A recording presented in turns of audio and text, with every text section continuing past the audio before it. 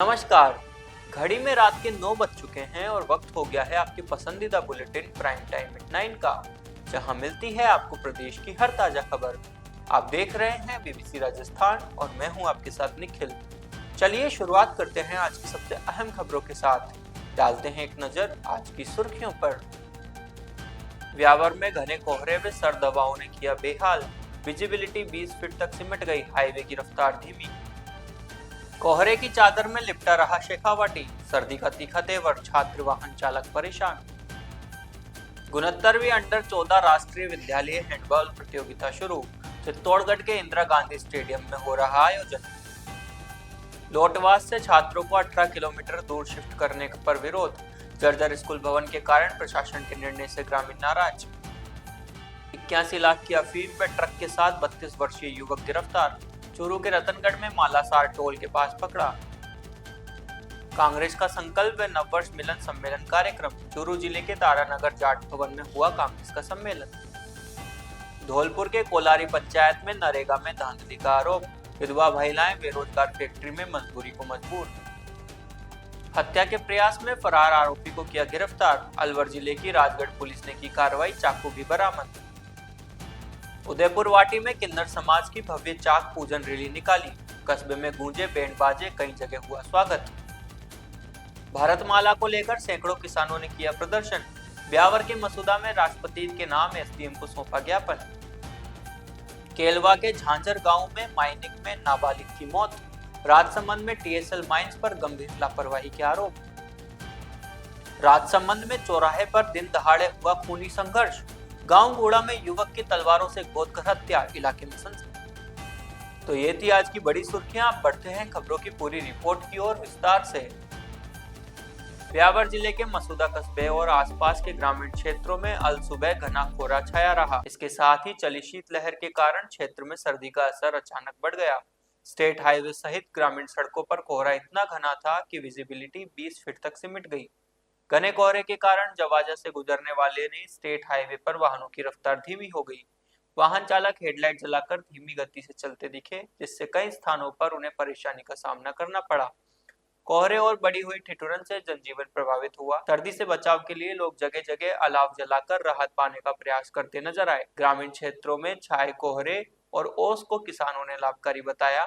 रबी की फसलों जैसे सरसों, चना, गेहूं और जौ सहित सब्जियों की फसलों में बेहतर उत्पादन की संभावना जताई जा रही है। हालांकि तापमान में अचानक गिरावट और बढ़ी सर्दी से जनजीवन प्रभावित रहने की आशंका बनी हुई है। बीते 2 दिनों से शेखावाटी इलाके में शीतलहर के बाद आज लक्ष्मणगढ़ घने कोहरे की चादर में लिपटा रहा। अल सुबह से ही धुंध ने दृश्यता कम कर दी, जिससे सर्दी का तीखा असर महसूस किया गया। लोगों ने गर्म कपड़े और अलाव का सहारा लिया, जबकि स्कूल जाने वाले छात्र छात्राएं भी जैकेट, मफलर और ग्लव्स पहनकर निकले। वाहन चालकों को कोहरे के कारण दिक्कत हुई, कई ने हेडलाइट जलाकर सावधानी से गाड़ियां चलाईं। शीतलहर के और बढ़ने की संभावना जताई जा रही है, जिससे लोग घरों में दुबकने को मजबूर हैं। चित्तौड़गढ़ जिला मुख्यालय स्थित इंदिरा गांधी स्टेडियम में 69वीं अंडर 14 राष्ट्रीय विद्यालय हैंडबॉल प्रतियोगिता का शुभारंभ हुआ। जिला कलेक्टर आलोक रंजन एवं चित्तौड़गढ़ विधायक चंद्रभान सिंह आक्या कार्यक्रम में मौजूद रहे। इस राष्ट्रीय प्रतियोगिता में देश भर से बालक वर्ग में 33 राज्यों तथा बालिका वर्ग में 32 राज्यों की टीमों सहित लगभग 1300 खिलाड़ी भाग ले रहे हैं। उद्घाटन समारोह को संबोधित करते हुए जिला कलेक्टर आलोक रंजन ने कहा कि यह चित्तौड़गढ़ के लिए ऐतिहासिक क्षण है, क्योंकि आजादी के बाद पहली बार यहां बालक एवं बालिका वर्ग की अंडर 14 राष्ट्रीय हैंडबॉल प्रतियोगिता का आयोजन किया जा रहा है। उन्होंने देश भर से आए खिलाड़ियों का स्वागत करते हुए कहा कि प्रशासन का प्रयास रहा है कि सभी खिलाड़ियों को बेहतरीन खेल माहौल मिले। विधायक चंद्रभान सिंह आक्या ने अपने उद्बोधन में कहा कि चित्तौड़गढ़ के लिए सौभाग्य की बात है कि उसे इतनी बड़ी राष्ट्रीय हैंडबॉल प्रतियोगिता की मेजबानी का अवसर मिला है। उन्होंने बताया कि शिक्षा विभाग और जिला प्रशासन द्वारा सभी टीमों के खिलाड़ियों को उच्च स्तरीय सुविधाएं उपलब्ध कराने का प्रयास किया गया है। इस अवसर पर शिक्षा विभाग के प्रमोद दशोरा, राजेंद्र कुमार शर्मा सहित भाजपा से जुड़े हर्षवर्धन सिंह, ओम प्रकाश शर्मा सहित अनेक जनप्रतिनिधि एवं शिक्षा विभाग के अधिकारी मौजूद रहे। कार्यक्रम के अंत में जिला कलेक्टर आलोक रंजन ने प्रतियोगिता के शुभारंभ की घोषणा की, जिसके पश्चात अतिथियों ने विभिन्न राज्यों से आए खिलाड़ियों से परिचय प्राप्त कर उन्हें शुभकामनाएं दी। आज वास्तव में ऐतिहासिक दिन चित्तौड़गढ़ के लिए है। यहाँ पूरे देश की हैंडबॉल 14 वर्षीय बच्चों की और लड़कियों की टीमें आई है और यहाँ का अच्छा टूर्नामेंट भव्य टूर्नामेंट हो रहा है। 5 तारीख को टूर्नामेंट शुरू हुआ है और 10 तारीख तक ये टूर्नामेंट चलेगा। वास्तव में यहाँ के जनप्रतिनिधियों को धन्यवाद दूँ, यहाँ के प्रशासक को धन्यवाद दूँ और पूरी प्रशासनिक तंत्र इसमें लग रहा है और यहाँ के सिटी बंधु हैं, जितने भी लोग हैं वो सब इस टूर्नामेंट में लग रहे हैं। और पारोली स्कूल को भी धन्यवाद देना चाहूँ तो यहाँ शिक्षा विभाग के हमारे दोनों डीओ साहब है, दसुरा जी हैं या राजेंद्र जी, इनको भी धन्यवाद देना चाहूँ। पूरी टीम वर्क होके ही अच्छा काम किया है इन लोगों ने। आज टूर्नामेंट की शुरुआत हुई है और अच्छी स्थिति यहाँ की रहेगी। पारोली स्कूल में आम यहाँ की है, वहाँ लाइट लगाना है, वहाँ सामुदायिक भवन बनाना है, वहाँ आम जनता की मांग है, स्कूल की मांग नहीं है। तो आराध्या जी चित्तौड़ आई हैं, विपरीत परिस्थितियां हैं वहाँ की, कैसा लग रहा है और ये बड़े प्रतियोगिता में भाग ले रही हैं? अभी हमें बहुत अच्छा लग रहा है। जो भी इन्होंने मैच हमारे अभी हो रहे हैं एंड जो भी प्रोग्राम था हमें बहुत अच्छा लगा ये देखकर। और जम्मू कश्मीर से हमारी टीम है। कितने लोग हैं? 37। क्या आशाएं लग रही है भविष्य के लेकर के? जीतना है हमने और हम अच्छा करेंगे जितना भी हमें। बहुत गौरव का विषय है कि 69th national handball under 14 school tournament जो है वो आज चित्तौड़गढ़ में हो रहा है। और इस कार्यक्रम में यहाँ पर पूरे देश से हमारे हर स्टेट और यूटी से 65 से ज़्यादा टीमें और 1000 से ज़्यादा ऐसे स्पोर्ट्स पर्सन बच्चियाँ पधारे हैं जो अगले 5 दिन इन खेलों में भाग लेंगे। और ये हमारे राजस्थान की टीम है, ये लास्ट बार गोल्ड मेडल उसको मिला था, हमें उम्मीद है इस बार भी अच्छा करेंगे। जिला प्रशासन, यहाँ उपस्थित जितने भी सम्मानित जनप्रतिनिधि, सब ने मिलकर एक अच्छा आयोजन का हम लोगों ने प्रयास किया है और कोशिश करेंगे कि ये जो पहली बार चित्तौड़ में ऐसा नेशनल आयोजन हो रहा है तो एक अच्छी यहाँ से मेमोरीज लेकर के जाएँ, खेल भावना से भी खेलें और साथ में इनकी व्यवस्थाएँ भी अच्छी हों, ये सब हमने कोशिश की। धन्यवाद। अलवर जिले के थानागाजी उपखंड में प्रतापगढ़ ग्राम पंचायत के लोटवास गांव में संचालित सरकारी स्कूल की जर्जर स्थिति के चलते उसे अस्थायी रूप से बंद कर दिया गया था। सुरक्षा को ध्यान में रखते हुए इसे 18 किलोमीटर दूर स्थित चाहका बास विद्यालय में स्थानांतरित कर दिया गया, जहां सभी छात्र छात्राएं और शिक्षकों को भेजा जा रहा है। लेकिन यह दूरी छोटे बच्चों के लिए असहनीय है, विशेषकर कक्षा 1 से 5 तक के विद्यार्थियों के लिए। ग्रामीणों ने इसका जोरदार विरोध किया और थानागाजी विधायक कांति मीणा के सानिध्य में प्रतापगढ़ सरपंच कप्तान सिंह के नेतृत्व में सैकड़ों ग्रामीणों ने लोक शिक्षा अधिकारी को ज्ञापन सौंपा। ग्रामीणों ने कहा कि वे अपने स्तर पर विद्यालय की मरम्मत करवाने को तैयार है, बस बच्चों को गांव से दूर न भेजा जाए। उन्होंने मांग की कि लोटवास में ही स्कूल को पुनः शुरू किया जाए और सुरक्षा के लिए जरूरी सुधार किए जाएं। विधायक कांति मीणा ने आश्वासन दिया कि शिक्षा विभाग से बात कर बच्चों के हित में सकारात्मक कार्रवाई की जाएगी। यह मामला राजस्थान में जर्जर स्कूलों को स्थानांतरित करने के विरोध की बढ़ती आवाजों के बीच सामने आया है, जहां कई जगह ग्रामीण अपने बच्चों को दूर स्कूलों में भेजने से इनकार कर रहे हैं। अब देखना यह है कि शिक्षा विभाग कब तक लोटवास के बच्चों को उनके गांव में ही शिक्षा वापस लौटाएगा। धरना प्रदर्शन हम ज्ञापन देने के लिए आए हैं। मेरी ग्राम पंचायत में लोठावास गांव है, वहाँ कम से कम 20 सालों से स्कूल खुला हुआ है, प्राथमिक स्कूल है, 40 साल से चल रहा है स्कूल, बिल्डिंग है, सब कुछ है। गत दिनों में ये जो कमरे जर्जर होने की जो सरकार ने वो मांगा था, उसमें उन कमरों को बिना कोई जानकारी के, बिना कोई उसके टेक्निकल अधिकारी के और सबके लॉक करे है कमरे को। अब लॉक करे है तो हमें क्या पता भाई रिपेयर के पैसे आएंगे कि ठीक हो जाएंगे। फिर भी हम गाँव वालों ने आपसी सहयोग से मिलकर 1.5 लाख रुपये से बड़ा टीम सेट बहुत अच्छी तरीके से बच्चों को कोई नुकसान नहीं हो उस तरीके से हमने वो व्यवस्था करके चल रहा है। अभी मैं बीओ साहब के पास हम जाके आए हैं, ज्ञापन दिया है उनको और उनसे निवेदन किया है कि कमरे हमारे आप कल ही खुलवाएं। रिपेयर का काम हम कहीं से भी पैसा लाएंगे, चाहे हम चंदे से पैसा लाएं, चाहे पंचायत से करें, चाहे कहीं और से करें, हम तुरंत इसका काम चालू कर देंगे। क्योंकि ये छोटे छोटे बच्चे आपके सामने हैं, इनका भविष्य बिल्कुल एकदम अंधकार में जाएगा। और जहाँ शिफ्ट किया है लोठावास गांव से 18 किलोमीटर की दूरी पे दूसरी पंचायत है। क्या मांग है? हमारी मांग ये है कि हमारा विद्यालय, हमारा प्राथमिक विद्यालय लोठावास में ही चले और वहीं स्थापित, और इन बच्चों के साथ किसी भी प्रकार का कोई छल कपट वो गलत वो नहीं हो। ऐसे कई स्कूल हैं जिनकी बिल्डिंगें जर्जर बता के और उनको जबकि सही थी पर उनको रोक दिया गया। अब सरकार के आदेश है कि जहाँ जर्जर बिल्डिंग है वहाँ बच्चे पढ़ नहीं सकते, उन बच्चों को दूसरी स्कूल में शिफ्ट किया जाए ताकि ये जब तक कमरे नहीं बने जब तक स्कूल वहीं चले। अब गाँव वालों की समस्या वाजिब है कि 18 किलोमीटर छोटे छोटे बच्चे पढ़ने जा नहीं सकते, चाहे लोटवास हो, चाहे नागेल हो, चाहे ये चांदपुरा हो, टोमोली हो, ऐसी स्कूलें बहुत इधर टोडी लोहारान है। अब ज्ञापन सीबीएस साहब को देने के लिए ये आए हैं। सीबीएस साहब, आप मौके के ऊपर आप अपने अधिकारियों को भेजो और मौके को देख करके अधिकारी रिपोर्ट करें अगर बच्चे पढ़ सकते हैं कि नहीं पढ़ सकते। जबकि वहाँ व्यवस्थाएं हैं, अगर वो रिपोर्ट करेंगे तो बच्चे वहाँ के वहाँ पढ़ लेंगे, दूसरी व्यवस्था कर देंगे। गाँव वाले सब कह रहे हैं अगर हमारे पास कहीं सामुदायिक भवन है, कहीं और चीज़ें हैं, वहाँ सारी व्यवस्था कर दें, बच्चे वहाँ के वहाँ पढ़ते रहें। जब बिल्डिंगें बनेंगी, सरकार बनाए, जब बिल्डिंग बढ़ती है। रतनगढ़ पुलिस ने मेगा हाईवे पर बड़ी कार्रवाई करते हुए एक ट्रक से 16 किलो 195 ग्राम अफीम को बरामद कर चालक को गिरफ्तार किया है। आरोपी ने अफीम को ट्रक की स्टेपनी में छुपा रखा था। सीआई गौरव खेड़िया ने बताया कि मालासार टोल के पास गश्त के दौरान पुलिस ने रतनगढ़ की तरफ से आ रहे एक ट्रक को रोककर तलाशी ली तो ट्रक की स्टेपनी से 16 किलो 195 ग्राम अफीम के 6 पैकेट्स बरामद हुए। जब्त वाहन व अफीम बाजार का मूल्य करीब 81 लाख रुपए है। पुलिस ने ट्रक को जब्त कर प्रतापगढ़ के धामनिया जागीर निवासी ट्रक चालक 32 वर्षीय घनश्याम कुमावत को गिरफ्तार किया है। आरोपी गुजरात से खाली ट्रक को लेकर हनुमानगढ़ की ओर जा रहा था। कल देर रात को चूरू पुलिस ने एक संदिग्ध ट्रक खड़ा था, उसकी तलाशी ली थी तो उसमें 16 किलो अवैध अफीम बरामद हुई है, जिसकी अनुमानित मार्केट की कीमत 81 लाख रुपए है। तो जिस पर प्रकरण दर्ज किया गया है और अग्रिम अनुसंधान किया जा रहा है। सर, इसमें किसी को गिरफ्तार किया? हाँ, मौके पर घनश्याम लाल को गिरफ्तार किया गया है, जो कि प्रतापगढ़ का रहने वाला है और सीजर मालक से जो टोल है उसके 50 मीटर आगे बनाया गया था। चूरू जिले के तारानगर के जाट भवन में कांग्रेस का 2026 का विशाल संकल्प व नववर्ष सम्मेलन आयोजित हुआ, जिसमें स्थानीय विधायक नरेंद्र बुढ़ानिया, लोकसभा सांसद राहुल कसवा, जिला अध्यक्ष सुजानगढ़ विधायक मनोज मेघवाल, सादुलपुर पूर्व विधायक कृष्णा पूनिया सहित कांग्रेस पार्टी बड़े बड़े नेता कार्यक्रम में शामिल हुए।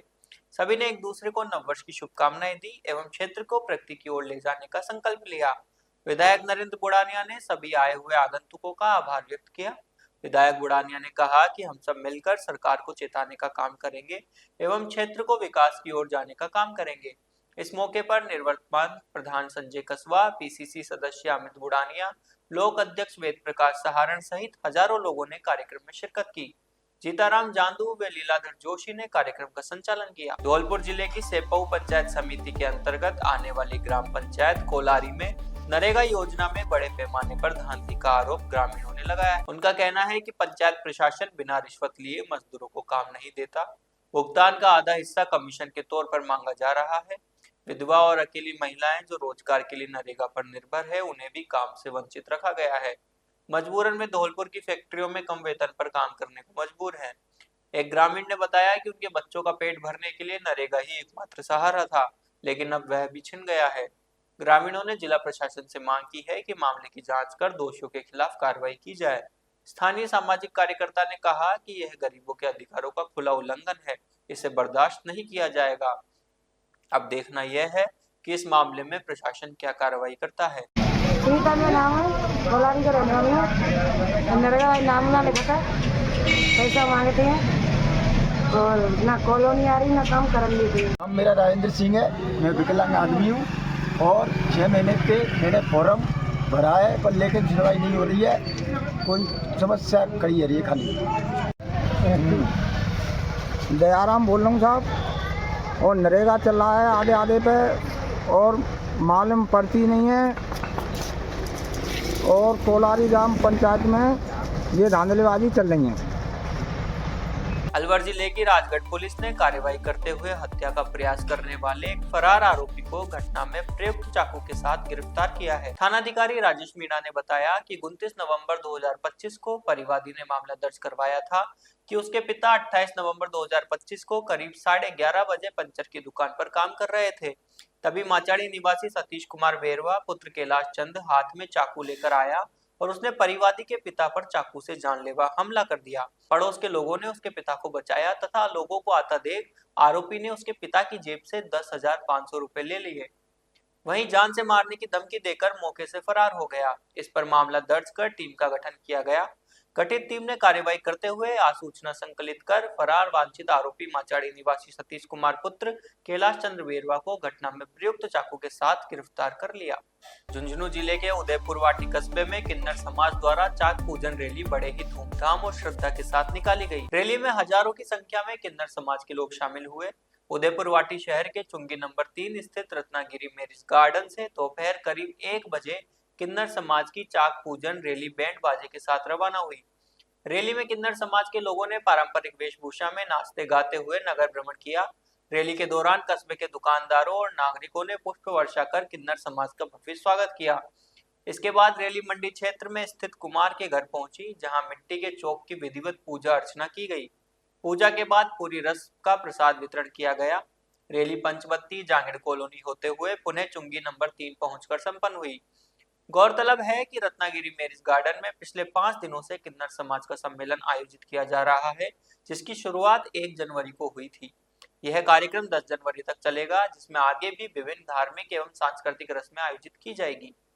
यह आयोजन उदयपुर वाटी सनम किन्नर के नेतृत्व में संपन्न हो रहा है। समाज की परंपरा है, किन्नर समाज की परंपरा है कि जैसे पहले खिचड़ी तोड़ी जाती है, फिर कड़ाव खोला जाता है, फिर अब कलश पूज के आए यार चाक मार कर चाक पार उसको बोलते हैं, चाक पार बोलते हैं, चाक पूज के आए, प्रजापति के घर आ गए और बहुत खुशी से निकला है, बड़ी राजी खुशी से निकाला गया है।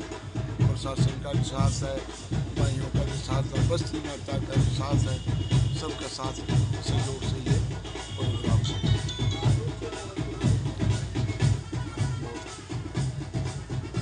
बहुत खुशी है। बस्ती माता में आनंद आ रहा है, उदयपुर का नाम है, आनंद आ रहा है। के लिए कलश उठाया, गंगा पूजी गई। राधे राधे, मैं बोल रही हूँ तनु कुंवर पाली सोजत से। हमारे उदयपुर वाटी में फंक्शन हो रहा है, अखिल भारतीय किन्नर आए हैं, सब अलग अलग जगह से आए हैं। जजमानों के लिए दुआ भी हो रही है और आज साग पूजन भी हुई है और जजमान से मांग के लेके आते हैं, जजमान में ही लगाते हैं और 1 तारीख से लेके 10 तारीख तक हमारे फंक्शन चालू है अभी तक। और जजमान के बच्चे खूब हरे भरे रहे, पढ़ लिखे विद्वान बने और खूब कमाई दो, रोजी दो, रोजगार दो और यही हमारी कामना है। जय श्री कृष्णा, राधे राधे। जन्म से लेके अभी तक सहयोगी है, क्योंकि शादी में ब्याह में जो पैसा हम लाते हैं उसको किन्नर समाज में जजमानों की दुआ के लिए लगाते हैं और ये जजमानों का पैसा था जजमान में लगाएंगे।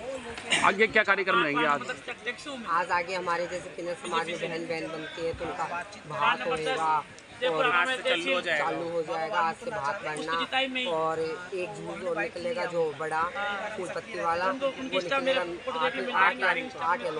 8 जनवरी को निकलेगा। 8 तारीख को कलश यात्रा होगी, मतलब पूरे शहर में वो बरगोला होगा और उनके लिए दुआ होगी।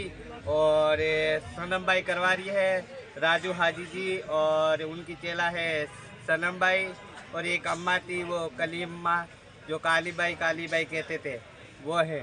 और इधर की रौनक बढ़ रही है खूब। जय श्री कृष्ण, राधे राधे। लेगी बहुत बढ़िया, बोलो तो सही कुछ। उसमें हमारे क्या नाम है छतर चढ़ाया जाएगा मंदिर में, वहाँ बच्चों के लिए दुआ करी जाएगी, जो भी हमारा काम है वो ठीक है। चाक पूजी लिया, आज छोटा काम हो गया, अब 2 तारीख को बड़ा काम होगा जो फूल पत्ती कहते हैं। क्या ये काम रहेंगे जैसे कि मतलब बहन बेटी भी बनी जाती है, बहन भी रिश्ते बनाए जाते हैं और क्या माँ बनाई जाती है, रिश्ते बनाए मायरा लाते हैं सब। आज किस तरह की रस्में निभाई गई है? आज चाक पूजन था पूरे शहर में घूम के आए। चाक पूजन मंदिर में गए, मंदिर में जाके कलश उठाया,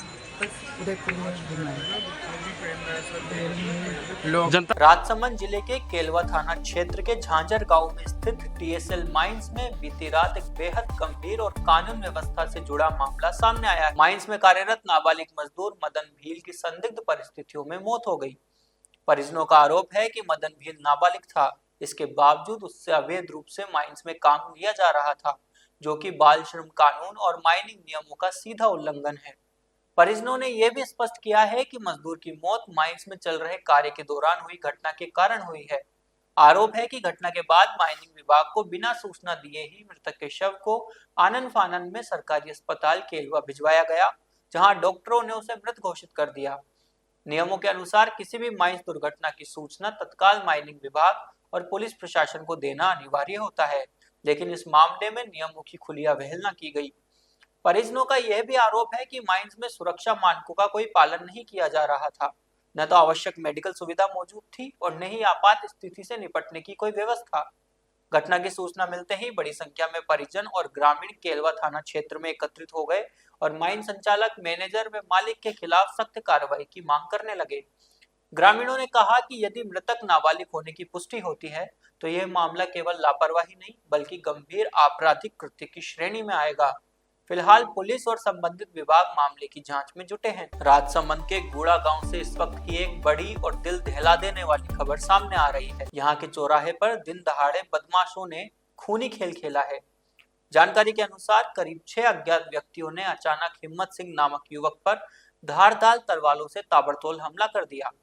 हमले के दौरान जब लक्ष्मण सिंह और मोहन सिंह ने हिम्मत सिंह को बचाने की कोशिश की तो हमलावरों ने उन पर भी रहम नहीं किया और उन्हें भी गंभीर रूप से घायल कर दिया। वारदात को अंजाम देकर हमलावर मौके से फरार हो गए। गंभीर हालत में हिम्मत सिंह को नाथद्वारा के जिला चिकित्सालय की इमरजेंसी में ले जाया गया, जहां डॉक्टरों ने उसे मृत घोषित कर दिया। फिलहाल हत्या के स्पष्ट कारणों का पता नहीं चल पाया है। पुलिस ने पूरे जिले में नाकाबंदी कर दी है और आरोपियों की तलाश में छापेमारी जारी है। आज सुबह की घटना थी। सूचना मिली थी कि थाना क्षेत्र के जालोगी मदार चौकी के पास गांव गुड़ा के पास में चमत्कार चौराहे पे एक व्यक्ति है हिम्मत सिंह पिता प्रताप सिंह, उम्र 32 वर्ष, सरवड़ियों की पागल, जालोगी मदार। तो उस पर केलोड़ा क्षेत्र के पासुन गांव है, वहाँ से 5-6 व्यक्ति को स्कॉर्पियो में आए थे और उस पर धारदार हथियारों से प्राणघातक हमला किया था। तो व्यक्ति गंभीर घायल हो गया, जिसको परिजनों ने यहाँ नाथद्वारा हॉस्पिटल में भर्ती करवाया। दौरान इलाज उसकी मृत्यु हो गई थी। तो अभी परिजनों की रिपोर्ट पे डीएम करवा रहे हैं और अभियुक्तों की गिरफ्तारी के लिए टीमें गठित की उच्च न्यायालय निर्देशन में। हमला कैसे किया है और क्या इसके पीछे कोई कारण वगैरह?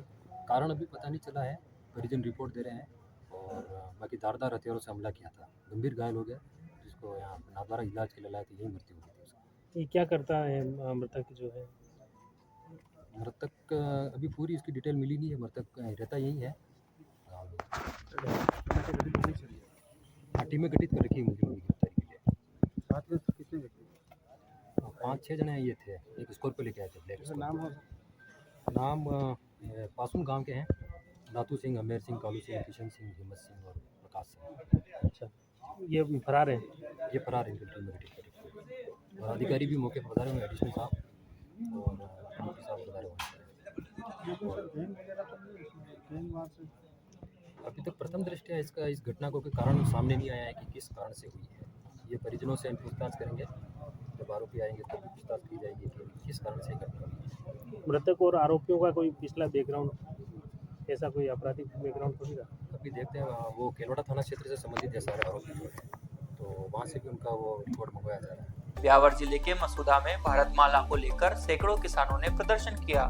साथ ही राष्ट्रपति के नाम एसडीएम को ज्ञापन सौंपा गया। पूर्व विधायक राकेश पारिक ने बताया कि भारतमाला परियोजना अंतर्गत मसूदा उपखंड में 120 से 155 किलोमीटर जयपुर, किशनगढ़, अजमेर, जोधपुर, अमृतसर, जामनगर कॉरिडोर के साथ इंटरचेंज कनेक्टिविटी रोड का अलाइनमेंट को तत्काल प्रभाव से निरस्त किया जाए। उन्होंने बताया कि उपखंड के राजस्व, ग्राम झांक व रावलवाड़िया में अरावली पर्वतमाला श्रेणी भी परियोजना से प्रभावित हो रही है, जबकि सुप्रीम कोर्ट ने इसे छेड़छाड़ पर रोक लगा दी है। परियोजना के कारण पर्यावरणीय असंतुलन का खतरा बढ़ जाएगा। इस परियोजना में विश्व प्रसिद्ध पर्यटन स्थल गांव देवमाली, जिसे हाल ही में भारत सरकार द्वारा हेरिटेज विलेज घोषित किया गया है। किसानों के आक्रोश को लेकर सरकार क्या कार्रवाई करती है, ये आने वाला समय बताएगा। फिलहाल किसानों में काफी नाराजगी देखी जा रही है। तो ये थी आज की बड़ी खबरें। राज्य की हर छोटी बड़ी हलचल को जानने के लिए जुड़िए हमारे साथ हर रात 9 बजे BBC Rajasthan prime time at 9 पर।